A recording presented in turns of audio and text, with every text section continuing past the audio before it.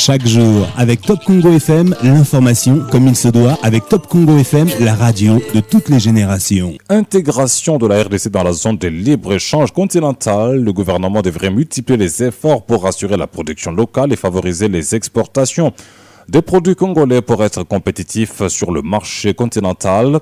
C'est ce qu'affirme un cadre de l'Union pour la démocratie et le progrès social.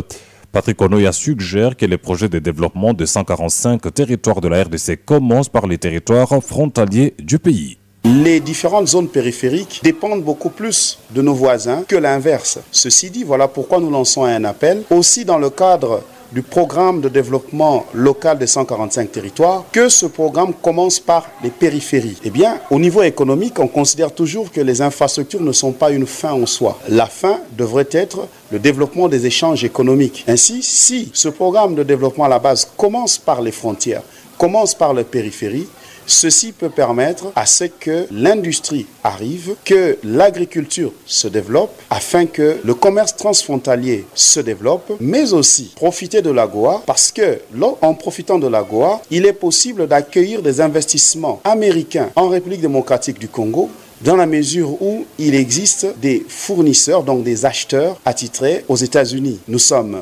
producteurs de coton, nous sommes producteurs d'huile de palme, nous sommes producteurs de café et de cacao.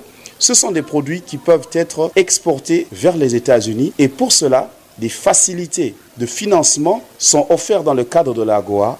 Ce sont des questions que nous souhaitons que le gouvernement de Warriors puisse mettre sur la table afin qu'à la fois nous nous préparions à l'entrée dans la ZLECAf. Nous rappellerons qu'il y a eu un moratoire de 10 ans. Dans 10 ans, nous allons entrer. Ça sera à la libre circulation et il faut se préparer maintenant. Patrick Onoya.